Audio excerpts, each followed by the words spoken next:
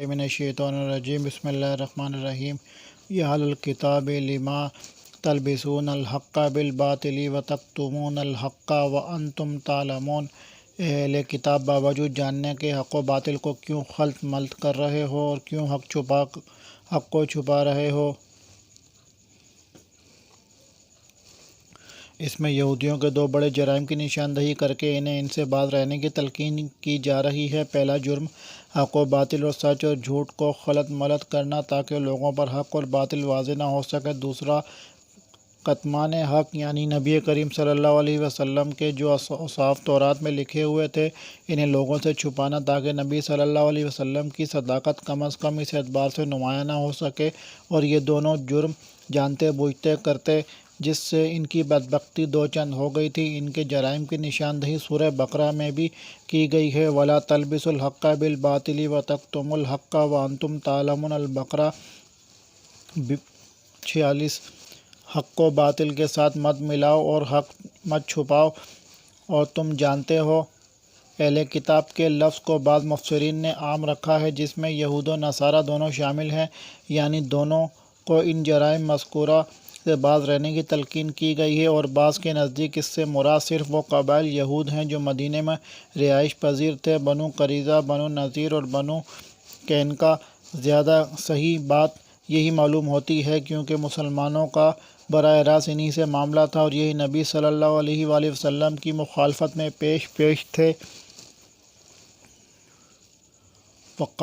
وقالت طائفة من اہل الکتاب آمنوا بالذی انزل علی الذین آمنوا وجہ النہار واکفروا آخرہ لعلہم یرجعون۔ اور اہل کتاب کی ایک جماعت نے کہا کہ جو کچھ ایمان والوں پر اتارا گیا ہے اس پر دن چڑھے تو ایمان لاؤ اور شام کے وقت کافر بن جاؤ تاکہ یہ لوگ بھی پلٹ جائیں۔ یہ یہودیوں کے ایک اور مکر کا ذکر ہے جس سے وہ مسلمانوں کو گمراہ کرنا چاہتے تھے کہ انہوں نے باہم طے کیا کہ صبح کو مسلمان ہو جائیں تاکہ مسلمانوں کے دلوں میں بھی اپنے اسلام کے بارے میں شک پیدا ہو کہ یہ لوگ قبول اسلام کے بعد دوبارہ اپنے دین میں واپس چلے گئے ہیں تو ممکن ہے کہ اسلام میں ایسے عیوب اور خامیاں ہوں جو ان کے علم میں آئی ہوں۔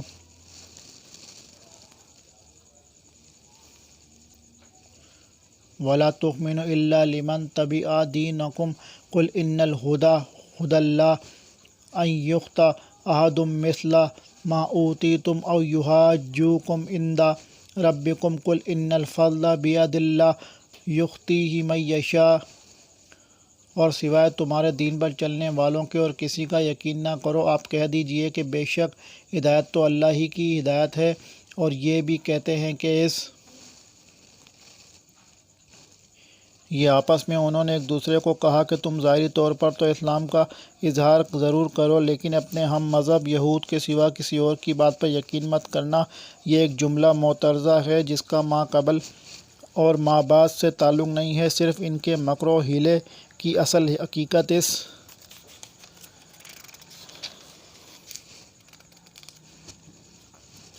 اس سے واضح کرنا مقصود ہے کہ ان کے حیلوں سے کچھ نہیں ہوگا، کیونکہ ہدایت تو اللہ کے اختیار میں ہے اور جس کو ہدایت دے دے یا دینا چاہے، تمہارے حیلے اس کی راہ میں رکاوٹ نہیں بن سکتے۔ واللہ واسع علیم، بات کا یقین نہ کرو جیسا دیا جائے جیسا تم دیے گئے ہو، یا یہ کہ یہ تم سے تمہارے رب کے پاس جھگڑا کریں گے۔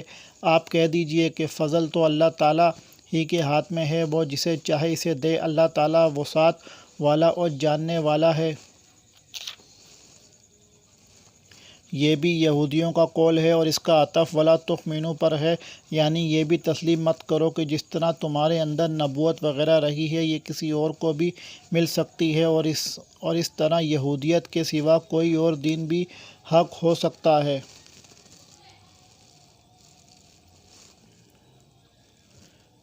یختص برحمتہ من یشاء واللہ ذو الفضل العظیم، وہ اپنی رحمت کے ساتھ جسے چاہے مخصوص کر لے اور اللہ تعالیٰ بڑے فضل والا ہے۔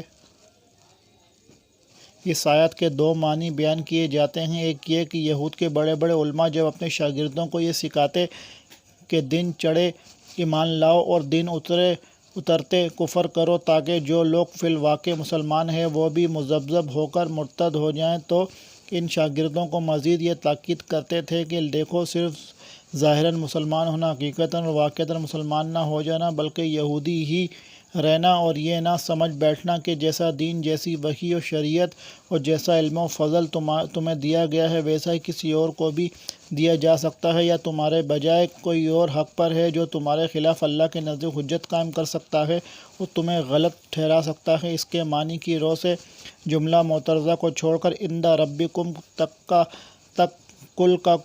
کل یہود کا قول ہوگا۔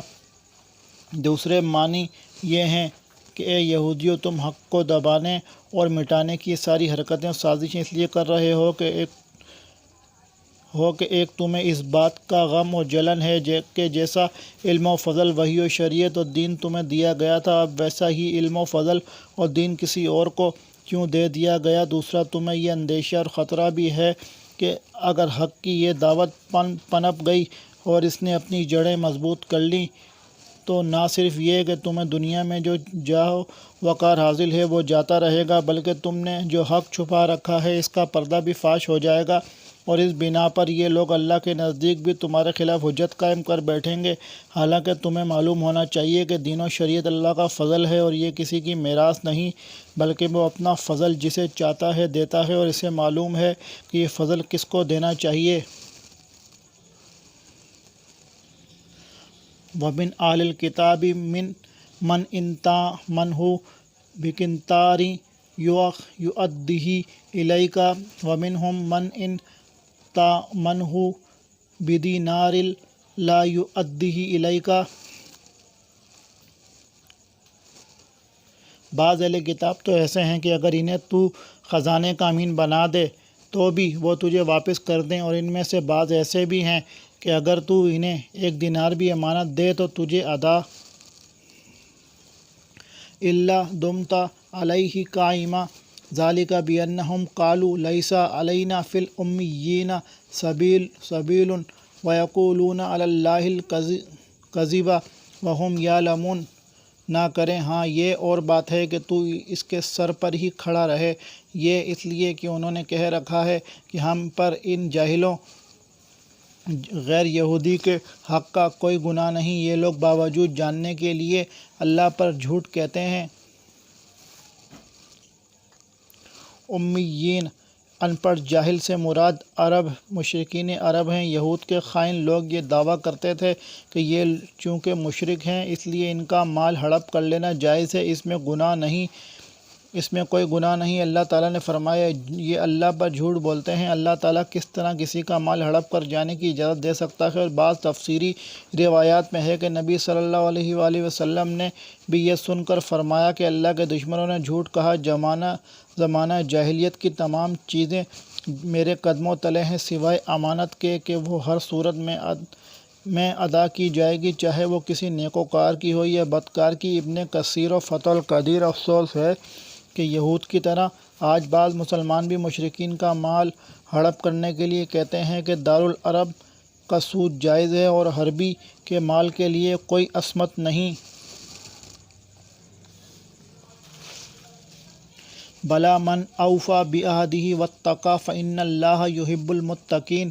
کیوں نہیں مواخذہ ہوگا، البتہ جو شخص اپنا قرار پورا کرے اور پرہیزگاری کرے تو اللہ تعالیٰ بھی ایسے پرہیزگاروں سے محبت کرتا ہے۔ قرار پورا کرے کا مطلب وہ عہد پورا کرے جو اہل کتاب سے یا ہر نبی کے واسطے سے ان کی امتوں سے نبی صلی اللہ علیہ وآلہ وسلم پر ایمان لانے کی بابت لیا گیا ہے، اور پرہیزگاری کرے، اللہ تعالیٰ یعنی اللہ تعالیٰ کے محارم سے بچے اور ان باتوں پر عمل کرے جو نبی صلی اللہ علیہ وآلہ وسلم بیان فرمائے۔ ایسے لوگ مواخذہ الہی سے نہ صرف محفوظ رہیں گے بلکہ محبوب باری تعالیٰ ہوں گے۔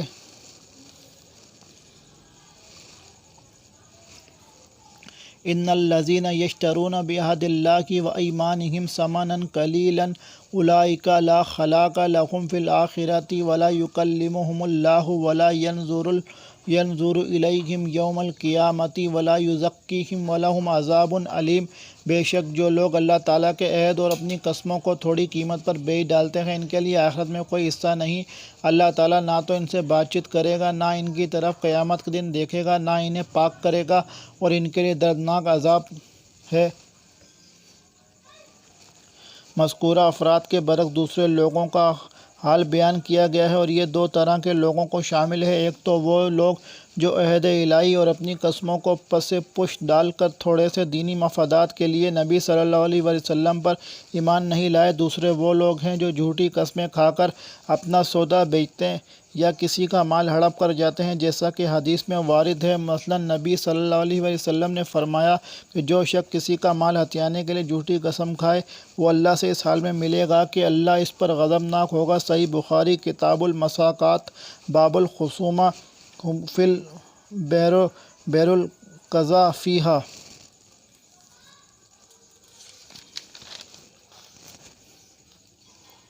مسلم کتاب الایمان باب وعید من اقتطع حق مسلم نیز فرمایا، تین آدمیوں سے اللہ تعالیٰ نہ کلام کرے گا، نہ ان کی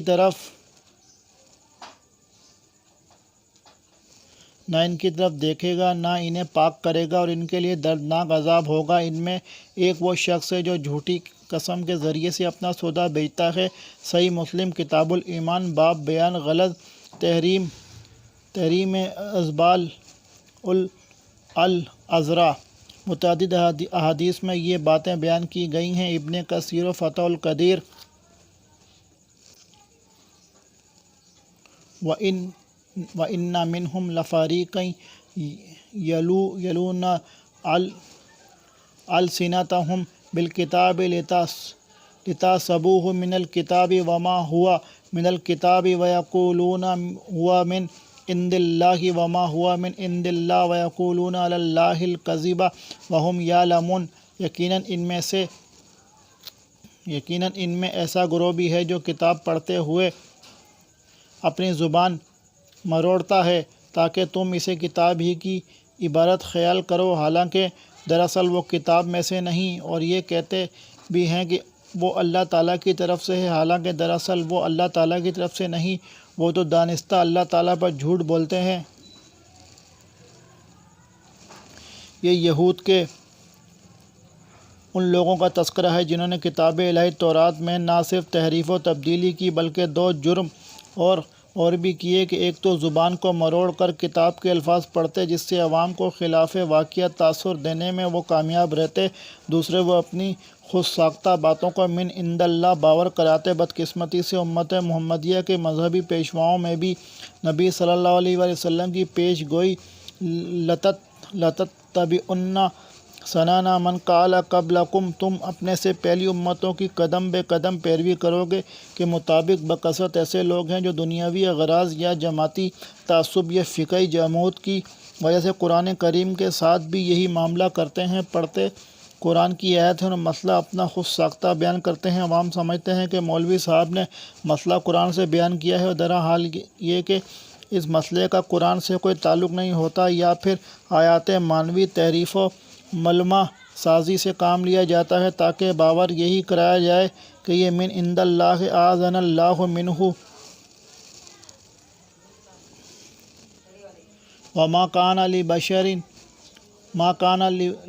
ان يؤتيه الله الكتاب والحكم والنبوة ثم يقول للناس كونوا عبادا لي من دون الله ولكن كونوا ربانيين بما كنتم تعلمون الكتاب وبما كنتم تدرسون۔ کسی ایسے انسان کو جسے اللہ تعالیٰ کتاب و حکمت و نبوت دے یہ لائق نہیں کہ پھر بھی وہ لوگوں سے کہے کہ تم اللہ تعالیٰ کو چھوڑ کر میرے بندے بن جاؤ، بلکہ وہ کہے گا کہ تم سب رب کے ہو جاؤ، تمہارے کتاب سکھانے کے باعث اور تمہارے کتاب پڑھنے کے سبب۔ یہ عیسائیوں کے ضمن میں کہا جا رہا ہے کہ انہوں نے عیسیٰ علیہ السلام کو خدا بنایا ہوا ہے، حالانکہ وہ انسان تھے جنہیں کتاب و حکمت و نبوت سے سرفراز کیا گیا تھا، اور ایسا کوئی شخص یہ دعویٰ نہیں کر سکتا کہ اللہ کو چھوڑ کر میرے پجاری اور بندے بن جاؤ، بلکہ وہ تو یہی کہتا ہے کہ رب والے بن جاؤ۔ ربانی و رب کی طرف منسوب ہے۔ الف اور نون کا اضافہ مبالغہ کے لیے ہے۔ فتح القدیر یعنی کتاب اللہ کی تعلیم و تدریس کے نتیجے میں رب کی شناخت اور رب سے خصوصی ربط و تعلق قائم ہونا چاہیے۔ اسی طرح کتاب اللہ کا علم رکھنے والے کے لیے ضروری ہے کہ وہ لوگوں کو بھی قرآن کی تعلیم دے۔ اس آیت سے واضح ہے کہ جب اللہ کے پیغمبروں کو یہ حق حاصل نہیں ہے کہ وہ لوگوں کو اپنی عبادت کرنے کا حکم دیں تو کسی اور کو یہ حق کیوں کر حاصل ہو سکتا ہے۔ تفسیر ابن کثیر۔